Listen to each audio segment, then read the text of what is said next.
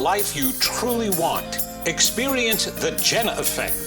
I'm Vincent Genna, psychic therapist, medium, and spiritual teacher. Become unstoppable. Learn the secret that's holding you back. Hey there. Welcome to the Genna Effect podcast. I'm your host, Vincent Genna, psychic therapist, medium, spiritual teacher, and author of The Secret That's Holding You Back. Well, I am so excited that you're joining me today because I know it's been a while since I've done a podcast, but every so often you come across a guest that you absolutely need to stop and take the time to be able to share this person with your listeners. And this is that day. A year ago, I did an interview with Neale Donald Walsch, who was introducing his book back then called God Talk. Well, guess what? He just came out with a new book called Letters to a Young Seeker, Departing Thoughts from an Elder. And yes, I'm talking about, again, that none other than Neale Donald Walsch, who is with us right now. So I need you to stay tuned. And what's so special about this book and this interview is that he collaborated with his wife, who is also an author. And what she did at the end of each one of his chapters, which, by the way, there's only 21 of, with 21 messages, she wrote a poem, a heartfelt, soulful poem that attaches to that particular chapter and message specifically. So you're going to enjoy this conversation. Stick around and enjoy the Genna Effect podcast with guest Neale Donald Walsch. Well, thank you so much, Neale, for being here today and being able to share your new work. Oh, my goodness. The last time you were here, we were just talking about such a great, work that you did then. And now you've got another one, Letters to a Young Seeker, Departing Thoughts from an Elder. And the last one was God Talked. And so it's just like, you write these books so unbelievably fast. Please, Neale, you have to share where the motivation came for this book. How did you come to this book? It was my wife's idea. She had a thought one night. She woke up with a dreaming about Rilke's book, or not Rilke's book, but there were letters that the poet Rainier Rilke wrote to this young poet. And it was called Letters to a Young Poet. And my wife had read the book, 30 years ago, and she was touched by it. And she woke up one night about 2 or 3 months ago and said, I was so touched by the exchange of letters that those two had. And you ought to write a book called Letters to a Young Seeker. And I said, wow, what an interesting idea. Because there are many, many things that I wish that I had known when I was 21 or 31, or, even to be truthful, even 41, that I didn't really understand until I was halfway through my 50th year on the planet. So, I sat down and I knocked out some ideas, some thoughts that I thought could be wonderful under that title. And I gave the manuscript to my wife, and she said, I think it's really great. There's lots of good information in there. She said, but I think it needs a little bit of a softer touch because it's also logical. And it's wonderful logic, but I think it needs kind of a little bit of a different energy so that it opens the heart as well as opening the mind. And I said, wow, could we use some of your poetry? And she's of course a published poet, an award-winning published poet. So she said, I would love it if you wanted to do that, sweetheart. So she picked out the poems from her collection of pre-published poems that she thought would go well with the messages that I was sending in the book, and we put the book together. Each poem seems very appropriate for that particular chapter and lesson that you are sharing. And so that is remarkable that it came that way. You said there are 21 different insights and different things that you want to share with them, right, with your readers. Why 21? How did you come up with just 21? With all the work that you've done and all the talk that you've had with God, I would imagine there'd be so many things you'd want to share. How did you come up with the 21? Well, first of all, I couldn't share all the messages that came to me in the Conversations with God Right. dialogue. That would be a 3,000 page book. Right. I understood that I had to kind of distill the information that I got in my CWG experience. So I thought, well, you know what? I'll just pick out a handful, relatively speaking, from the 3,000 pages of dialogue. Why 21? Why not 17 or 14 or 65 or whatever? Interesting question. 21 has always been my favorite number. Because of a childhood experience I had, Vincent, as a young man, I was a fan of the then Milwaukee Braves. Now they're the Atlanta Braves baseball team. The bums actually left town and moved to Atlanta. So now we have the Milwaukee Brewers. But in those days, we had the Milwaukee Braves. Anyway, there was a guy who played baseball for the Braves who was my favorite player. His name was Warren Spahn. He was a Hall of Fame pitcher who pitched two no-hitters in his life and had many shutouts and so forth. He was a southpaw, a left-hander. And I loved his pitching, and he was my childhood idol, if you please, my baseball star. So, and his number on the back of his uniform was 21. So I kind of like hung on to 21 as my favorite number long after Warren Spahn retired. It became just part of my inner life. So I started doing things, in a way that used the word 21 in my life. And so when it came time to write these letters, I thought, I'm going to write 21 letters. Well, I'm sure you are aware of numerology in some way or another, but 21 even has a higher frequency and meaning to it because when you add the two numbers together, which you do in numerology, bring down to a single digit, it adds to the number three. Well, the number three represents the triune, the body, mind, and spirit, the Father, the Son, the Holy Spirit, the three there always brings you back right to God again and your connection with God and who we are in our connection with that source, which I find really interesting.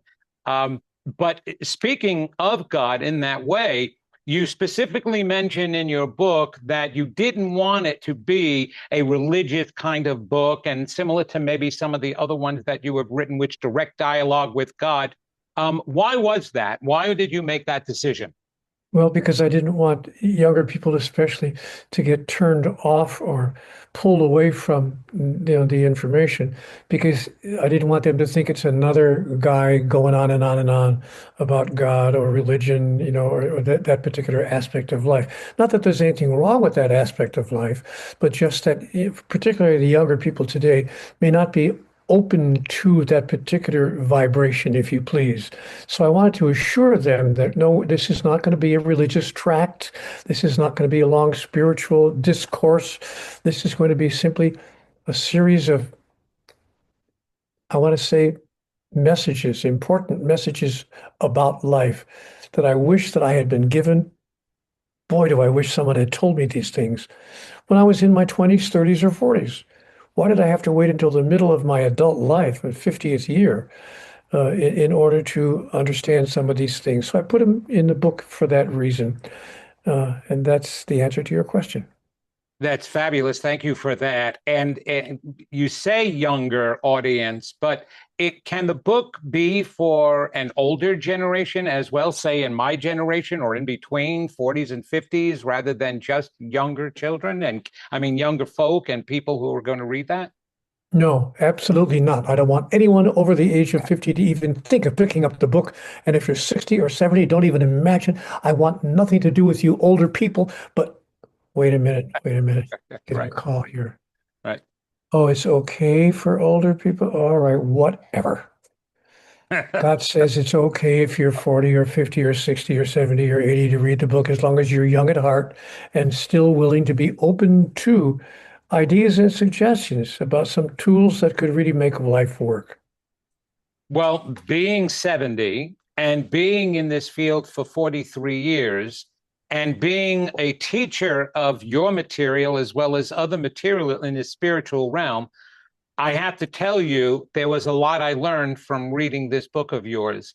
And it reminded me of some things that I should have remembered and that I now need to remember And so it helped me a lot. So it definitely served its purpose for me as an adult and a senior reading that, Neale. Thank you for saying that to me, Vincent. And I like that you used the word reminding, that it reminded you, because really, for a person who's in their 50s, 60s, or 70s, it may not be, brand new information, but we sometimes need to be reminded of some of the basic and more fundamental tools, the pieces of equipment that we can use to make life more serene, more peaceful, more joyful, and less painful to others. And so, yes, I think it's a wonderful opportunity if you're in your later years to be reminded of what it is that you've come to understand. And if you're in your younger years, in your 20s, 30s, or 40s, by golly, it might be the first time you've heard some of these things. And it could be very, very helpful in changing your life in a Well, positive way. absolutely. I mean, just by the title alone, Letters to a Young Seeker doesn't necessarily mean that you're not young of heart. And so that young adjective there can be widely used if you really think about it, because we really are young. We're young souls here, and we're learning. The body may be older, but certainly the soul can be younger than what we expect, and that's why maybe we keep coming back. Um, which is what I love. I want to get so much into each one. I could go through 21 of those, all 21 chapters here. But the specific messages that you decided to use for 21 of them, why those? Were those the most profound? Will you answer that, not me? Well, the answer is yes. They were, to me, what I felt were the most important of the messages that I received across the course of the 9 dialogue books that make up the Conversations with God collection. So, I looked at the books, I sat down. I didn't do this in one afternoon, of course. It took me 2 or 3 weeks. But I looked at the books, because there are 9 of them. And I read them all, scanned them all again, hadn't read them all that thoroughly in quite a while. And I picked out what I felt were the most life impacting, life changing messages from the original Conversations with God dialogue and put them in this book, Letters to a Young Seeker. Wow. I love how that inspired you. So I have to ask, with all the connections that you've had in conversations with God, do you feel at all, and I kind of feel I know what the answer is going to be to this, was most of this Neale inspired or God inspired or Neale and God inspired? It was all God inspired. All I did was take dictation. Really? When the original Conversations with God books were produced, I simply took dictation. I asked questions. I heard the answers in my mind. I took dictation, and they turned out to be part of a series of published books. I was not sitting down trying to write a book. I never thought that the experience I was having would one day turn into a book, much less a series of books. I was having a personal encounter with the God of my understanding. And it never occurred to me that anyone else, I mean, anyone else, even members of my family, it never occurred to me that anyone else would ever be privy to or aware of the experience I was having. But I was told in the conversation, Neale, you will make of this one day a book, and it will be accessed by many people. And when that message came to me, I said to myself, now I gotcha. Now I gotcha. We're going to find out whether this is real or just my imagination. Because no legitimate publisher, I mean, I could self-publish, but no legitimate publishing house is going to put out a book by a guy who claims to be talking to God and who claims that God is talking to him. It's not going to happen. So I did, in fact, send it to 2 or 3, I think it was 3. I sent it to not 20 or 30, but 3 separate publishers. And by golly, Vincent, one of them called me about a week and a half or 2 weeks after I sent it off. I got a call from one of those publishing houses. And they said, we want to put this book out. I said, you're kidding me. Actually, what I sent them was Xerox copies of my handwritten notes because it wasn't supposed to be, I didn't write it as a book. So But he said, no, no, we're going to publish it. It's a great work of fiction about a guy who has an argument with God and wants to get some answers. And I said to the man on the phone, wait a minute, whoa, whoa, whoa, you're not going to publish it as a work of fiction. And he said to me, Mr. Walsh, are you trying to tell me that you think this actually happened to you? I said, of course, that's why I said it to you. And he said, well, okay. We find the information interesting enough. We'll still put the book out as a nonfiction book if you really want us to do that, but you're not going to find 500 readers because who's going to rush out and buy a book because some guy up in Oregon claims that God is talking to him? I mean, come on. So you'd be lucky if you find 500 readers. And he was correct. He was absolutely correct. Right. We did not find 500 readers. We found 5 million. Not bragging, just saying. The book found 5 million readers, more than that, actually, in 37 languages around the world. Right. It was published in Russia. It was published in China. It was published in France, in Spain. In most of the major countries of the world wound up publishing the book. So, Wow. I guess that proved to me, because that's why I sent it to see what would happen. That proved to me that I was apparently receiving information from the higher place that exists within all of us, because all of us, I'm told, are individuations of divinity, and God places God's wisdom in every single soul in the universe. And I simply found a way to connect with that wisdom inside. And as I said, I took dictation when I asked the questions that I asked. God's talking to all of us all the time.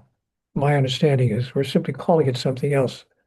Sometimes we call it women's intuition, or I had an epiphany, or a psychic hit, or a moment of inspiration, whatever we call it. We have, but I called it what I experienced it as being. I called it a simple conversation with God. And apparently it found some readers around the world who thought that it was interesting, and many who claimed that they found value and benefit in reading it. I'm very grateful. Well, God is an incredible marketing manager and also a sneaking marketing manager because it knew that not only did it help inspire you to write the book, but it was going to inspire all the readers to go and get the book. And what would make them go in front of it and pick it up, and they're reading something, it resonated with them from the moment they held it in their hand. They didn't have to open up the book. They just had to read the back of it and feel it. And they would have felt, oh, I need to read this book, because that's exactly the way I felt. And I had already been involved in my spiritual teaching, and people would tell me about this book, and I had the same attitude. Oh, boy, here we go. Another guy who's talking to God. Okay, that's great. Until I picked up that book and realized this is real. Because first of all, you did say so many things that I believed in myself that I had hit upon, and because I felt I was talking with God as well, or receiving at least. And yeah, you hit on so many things that resonated and caused me to remember, like you said, like we said, right? Remembering it. So why did you think, all right, so she was going to soften, your wife M was going to soften some of this teaching, even though it was actually short teaching. Each chapter is shorter than I expected, which actually is fabulous because I was able to get through it and get to those messages so quickly and profoundly, and then top each off with this like icing on the cake. Why did you think that her poems, even if she said it, why did you think that it would do something to enhance the actual chapter itself, or each chapter? What made you feel that? Trust my wife's judgment. She's a very wise, insightful person. I've experienced her as a person of deep, deep wisdom. So when she made those comments to me, I didn't even question it. I said, wonderful. I thank you for your input. Thank you for your response and your honest reaction to the writing. And as I said a minute ago, I asked her, would it be okay if we've added some of your own poetry so that we could turn messages that open the mind into magic that opens the heart. I wanted people to be able to receive the messages in the book, both mentally and emotionally. So she said, sure. And she came up with a poem that she felt matched perfectly with the message we were Right. sending. And that's the answer to that question. So why did I think that? Because I've learned to listen to my beloved. She's a Mm. very wise, very sensitive, and extremely insightful human being. That's beautiful. I love that you said that. And I love that you have that kind of relationship and how beautiful that is because you are right, because that's the feminine side of our even of our brain, our creativity, the right brain part, which that women tend to be more dominant in, and her creativity would definitely touch on the emotional aspect. So I do have to say that it did have that effect on me as I was reading each message and then your letter, right? Then when I read the poem, it did sink in a different way, even though the words weren't the same in the poem at all, but it just what the poem invoked. It woke something up inside of me, so I was able to feel the message that you were saying in a completely different way. We tend to think more logically about everything that we're reading at first, especially when it's not a novel or a fiction or a fairy tale or something like that. And it's not that it was so intellectual, but it was definitely a thought process that I was going through. And then when I got to the poem, it was more of an emotional felt process. Yeah, That one poem after each letter. So the poems were perfectly placed. You finish reading the letter, you could think about it for a couple of seconds, then you'd go ahead and read the poem, and you could feel into the intellectual content of the letter itself. I definitely love that. And so um I mean, obviously, other than the obvious is that you want the readers to gain some insight. You awaken some insight within them. But given today, how do you think in today's world, right now, how will the readers be able to apply these things? Is it something that's instantaneous? Is it something that they have to work over time or they have to chew on for a while? How do you think your book would be received and used in today's world with the readers? Vincent, there is no one size fits all answer to your question. There are 8.5 billion people on the planet. Yeah. Millions of people have read my previous writings. I can't answer that question specifically because the answer would be different for every single person who reads the book. Do they have to be at a certain level, like young reader? How young emotionally? How mature do they need to be? Do they need to be on this path already? Again, The that's a same question. thing? Again, that's answerable on an individual basis. Some people could pick it up when they're 14, frankly, or 17 or 19. And some people probably shouldn't pick it up until they're 26 or 27. They've had a little bit of, you know, on the road experience in the journey called life. Mm. So again, there's no one size fits all answer to your question. But, I do think that even a younger person, somebody, 15 or 16 years old, could benefit from reading the messages that have come through in the Conversations with God dialogue in that condensed form. One of the reasons I kept the letters so short, you Yeah. mentioned earlier that the letters were short. You were right, we kept them down to 6 or 8 paragraphs, I mean, very, very short letters.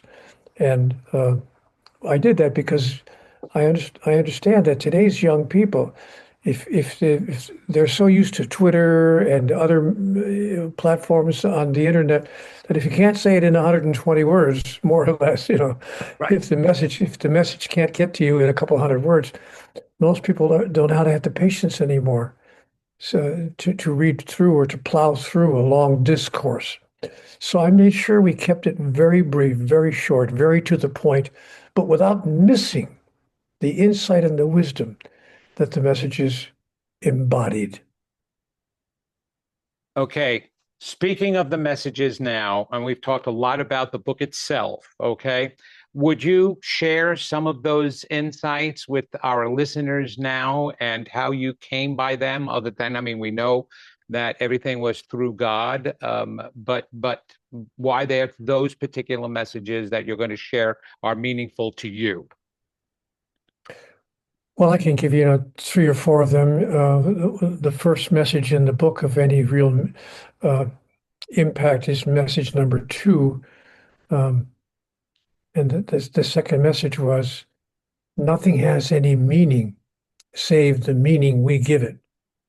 And that was important to me, Vincent, because in my life, I had been under the impression that life events had their own meaning. I mean, if I lost a job, it meant something. If I got a new job, it meant something.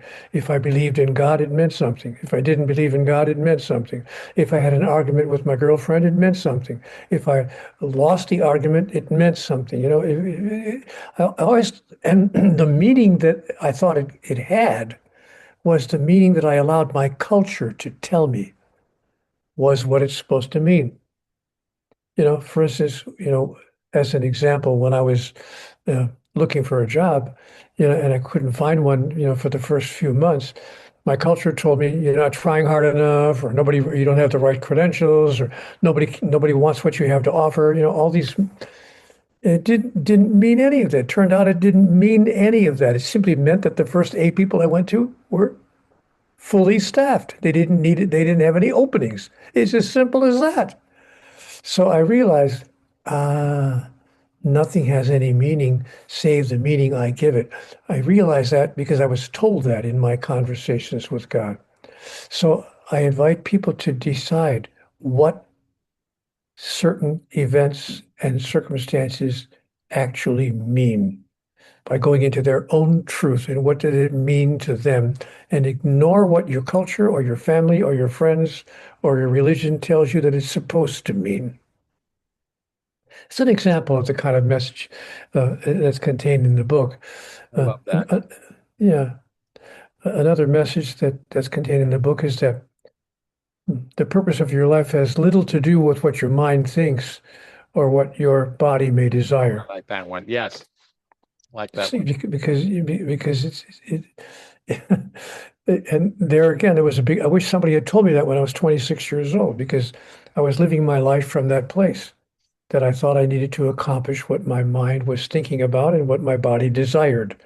But I discovered, later on in my life, I mean, in my 50s, took me 25 or 30 years of adult life to understand that even after I had achieved or acquired what I thought my mind wanted me to think about and my body desired me to experience, even after I went through all of that and acquired all of that, I still wasn't happy. I wasn't happy. You can talk to people who are, people like um, well-known movie stars or well-known singers or political figures that are known around the world. You can talk to people who are extremely well known, who seem to have it all, and many of them are not happy. So now, wait a minute. If you have everything that your mind thinks you're supposed to have, and you have everything that your body desires, what's the problem? Oh, I see. Because life is not about what your mind thinks and your body desires, which takes me to another message in the book. Your true identity. You are a spiritual entity having a physical experience. That's not new information, of course. People are going to yawn when they hear that one. Oh, why, I haven't heard that before, only 10,000 times. But in fact, the impact of it, that you're a spiritual entity, you're a spiritual being having a physical experience, the impact of it is explained briefly in the book that makes it very clear why we have to change our understanding of what our true identity is. Another message in the book was, which I found to be profound when it was given to me in my conversations with God, was, Neale, the minute you decide that you want to experience anything, more abundance, the perfect partner in your life, a better job, whatever you want to experience in your life, its exact opposite is going to come into your awareness. This is called the law of opposites. And the law of opposites is explained in the book clearly. Why is it that often when we decide we want something in particular, its opposite comes into our awareness if it doesn't come into our direct experience in life? And so, in my conversation with God, I asked God that. Why do I keep running into opposition? And God said, no, no, no, sweetheart, it's not opposition. It's opportunity. Because in the absence of what you are not, what you are is not. If you want to, for instance, just to use a metaphor, if you want to be the light, you can't be the light unless there's darkness. Because if you're in the light and you're just a candle in the sun, you're there with 50 billion cajillion other candles, but you can't experience yourself as the light. You can know yourself as the light, I am the light, but you can't have the experience of it. In order to experience being the light, you have to have that which you are not, the darkness. Therefore, every master who has walked the planet has said, each in their own words, raise not your fist to heaven, and curse the darkness not, but be a light unto the darkness, that you might know who you really are, and that all those whose lives you touch might know who they really are as well. So I have learned that when the opposite of what I desire arises in my awareness, in my life, I see it as opportunity. A chance for me to announce and declare, to express and fulfill, to demonstrate and to experience who I really am. So those are just a few of the messages in the book Letters to a Young Seeker. And I think one of the most important, I'll give you one more, and then I won't bore you with the whole book, but one of the interesting messages is forget about forgiving anybody for anything. Yeah, I remember that too. Yeah. Yeah. God will never forgive you for anything at all. Because nothing that you could do or say or be could anger, frustrate, injure, harm, or damage God in any way, because God is the most powerful entity in the universe. So because you can't possibly hurt, damage, or injure God in any way, you can't anger God, you can't frustrate God. God needs nothing from you to be totally and perfectly happy and perfectly satisfied. So God has no need to forgive you because God understands that you are acting like 2-year-olds. Just as you would understand a 2-year-old at your dinner table, doing things deliberately to get attention, knock over the milk on purpose or whatever.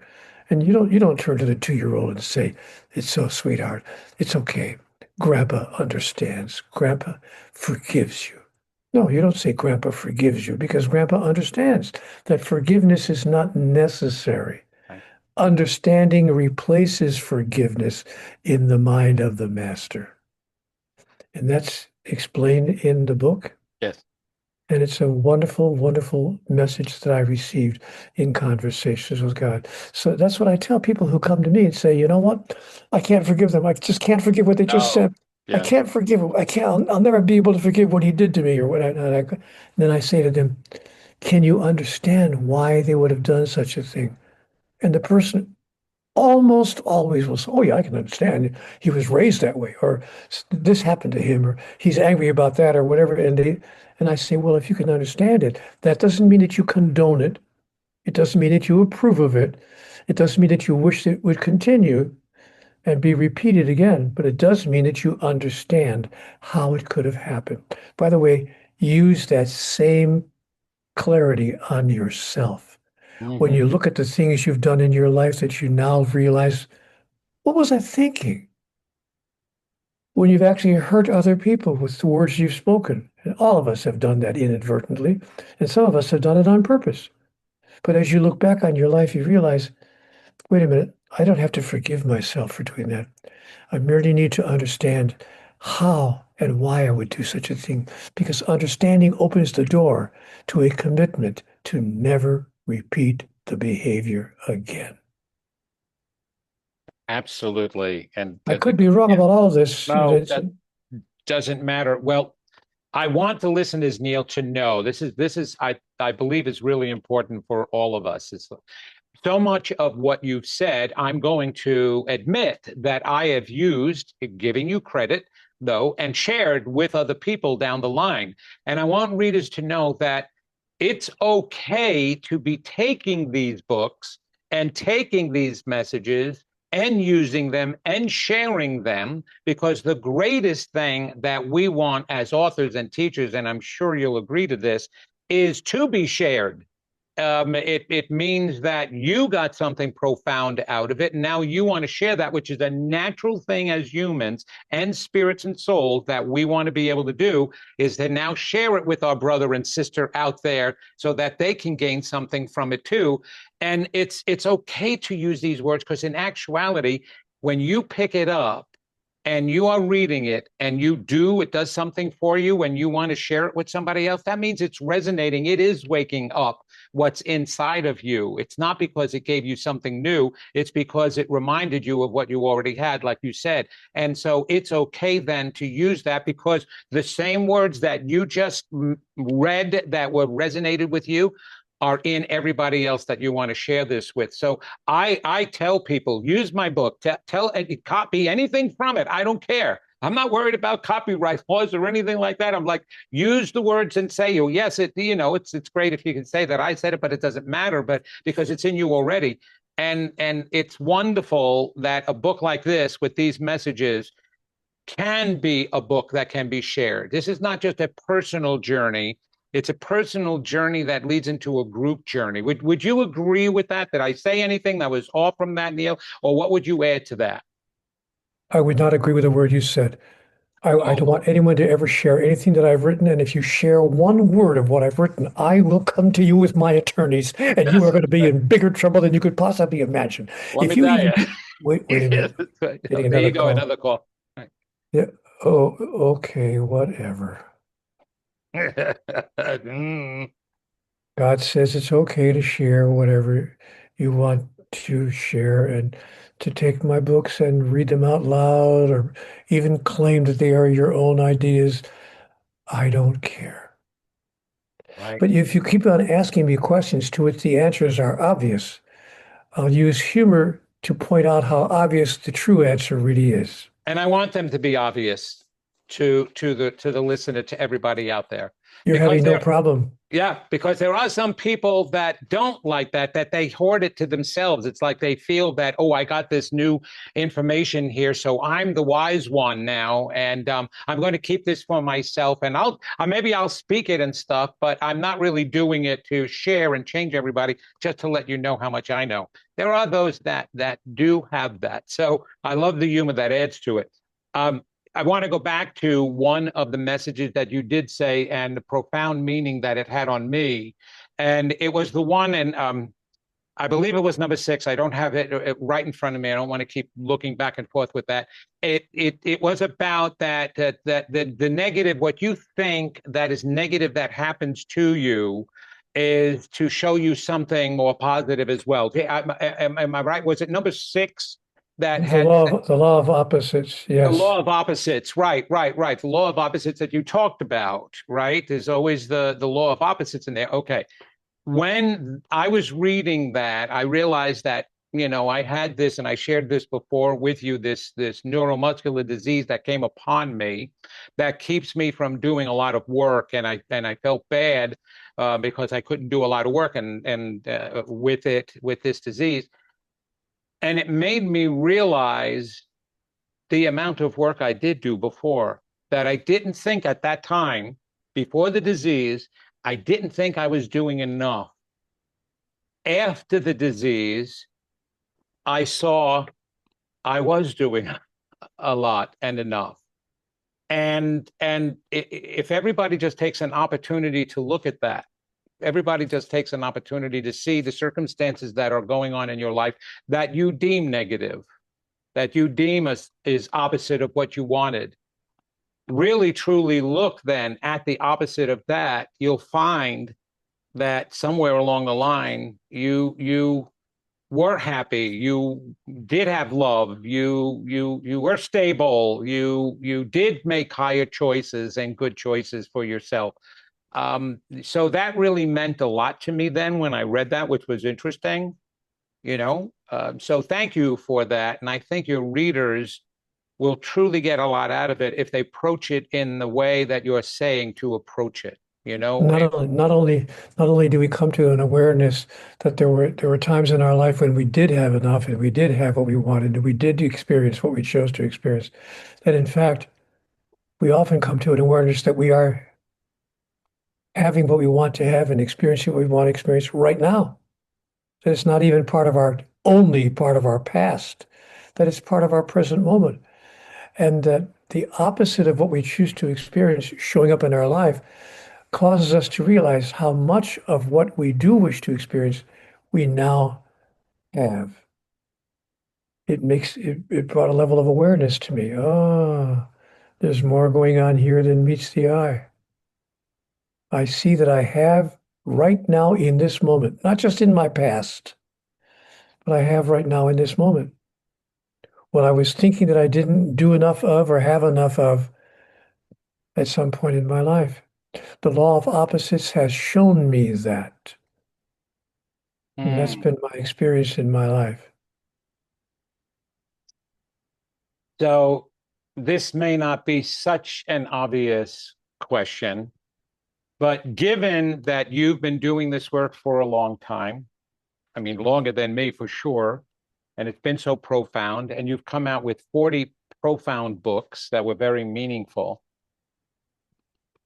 Has there been, because people ask me this all the time, because they feel bad on their spiritual journey if they think they've stepped backwards, if they think that, well, this happened that shouldn't have happened because I'm so spiritual. Have there been times after all of that work, even that you yourself still had difficult times where you questioned things, where you were concerned about things, or were you always confident once you had that conversation with God? No, there were never any times. There wasn't one single moment in the There you past go. 30 years. Never happened. Not even for a second. My life has been absolute perfection from beginning to end from that time on. Wait a minute. I'm trying to help him. He keeps on asking questions to it. The answers are obvious. All right, no more humor. Okay. Yes, there were moments in my life when I wound up taking a step back, like everybody else. They need to hear that because I've run across too many people and I'm guilty of it myself. Oh, That no, that I'm clear about. Yeah, oh, yes. I'm glad you're clear about that. That's good.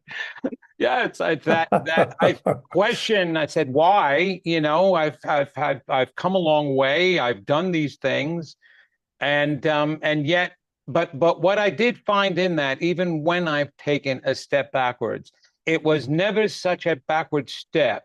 And I want people to understand this when you're doing this work, it does have its security. It does have its promises. It's like if you're on the path, and even if you go off the path, if you're open to it, you'll get back on. God will keep talking to you. It's talking to you all the time. You'll get there. It's okay if the path strays. Like you say, there is no wrongness or negativeness in its straying. It's another opportunity to grow and learn.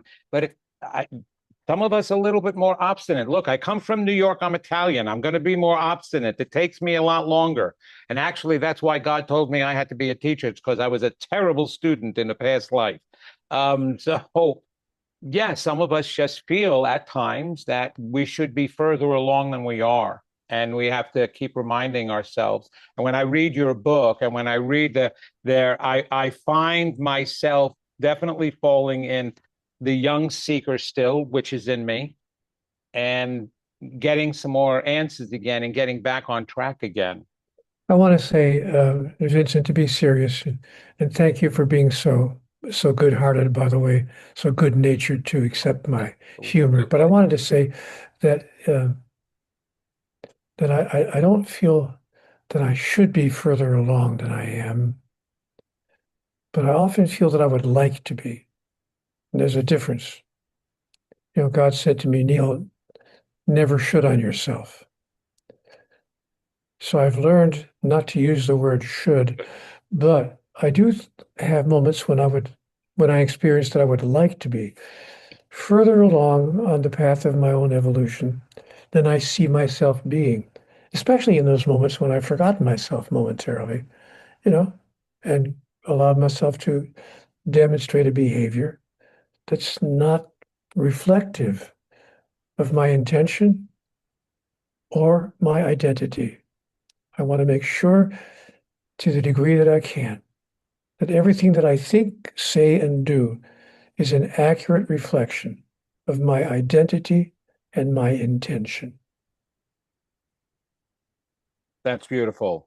That's beautiful. And I would like to steal that and use it for myself as well, because that's exactly how I would like to feel and be and believe of myself, is that I'm walking my talk Yeah. and that I am what I intend, that I want even the world to be, and that I'm that, my highest potential, what's in my best and highest interest. I love that you said that. Thank you for that. Thank you for that. And where can people connect with you, get more from you?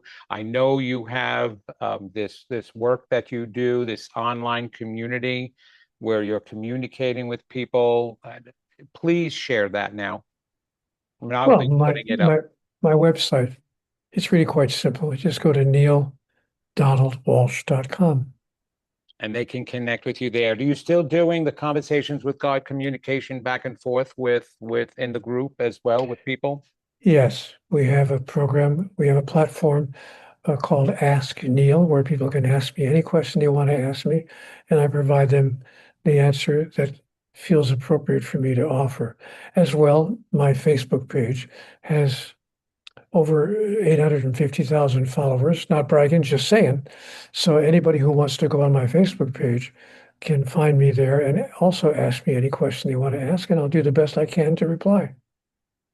Well, thank you, and I'll be putting that up as well. And just to let you know is because of you, because of the words that you've said, I feel that God has spoken to you through you to me, even when you told me and advised me to write another book, which I did.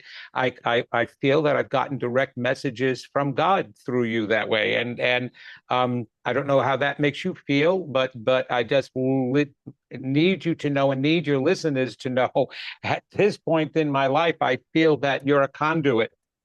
Um, It makes me feel humbly grateful, and thank you for telling me that that's been your experience. Oh, without a doubt, Neale. This has been a fabulous conversation. So everybody really needs to be going out there, feel drawn to it. Just go to it, pick up the book, hold it in your hand, and peruse it. And I'm telling you right now that you will be drawn to this. Letters to a Young Seeker, Departing Thoughts from an Elder. That's the only word, the departing part is like it makes me feel that you're saying that there's no more for you. And I just have a feeling that after this book, there is going to be more. So why the choice of departing, Neale?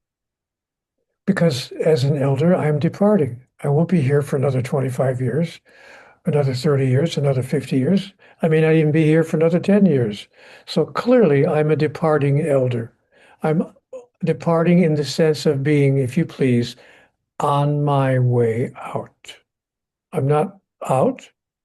I'm not, threatened with imminent departure, but I'm No, on my way out. I'm on my way out. So, we need you around longer than that. well, I let me don't see. know how long you want to be here and remain here, but you are here and will be here forever because of the legacy that you've given us and given everybody else. Because I can say I'm right behind you, Neale. So that is a beautiful legacy that you've left. And again, with wonderful, wonderful poems by M. Claire that is attached to each one of your lessons and messages. And so I continue to wish you the best. And I would really love another. You said that there'd be like, so many messages that you would write down from everything that you got.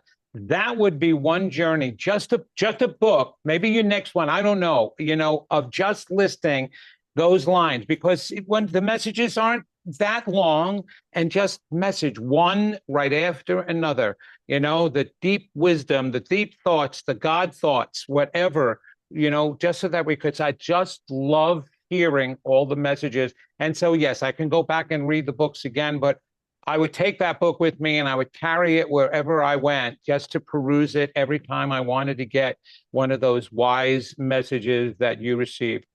That would be some endeavor, huh? Thank you for the idea. And I tried to do that with letters to a young seeker, and maybe we can move forward and pull more of those messages together. But I did choose the 21, what I felt were the 21 most important, most life-impacting messages from the dialogue and put them into the book, Letters to a Young Seeker. So thank you for the opportunity to share that information with you. I appreciate the time we've shared together. Absolutely, Neale. Thank you. And thank you for those profound messages. They will make an impact on anybody who reads them. And thank you for your time today. And thank you, listeners. There'll be more, obviously, from the Genna Effect. I'm Vincent Genna. And it doesn't make a difference what my title is, because nothing matters. It just doesn't matter. So why do I need to call myself anything other than Vincent? So, Neale, thank you for your time again, and we'll be back here again another time. Take care now, everybody, and love to the world, and peace, please.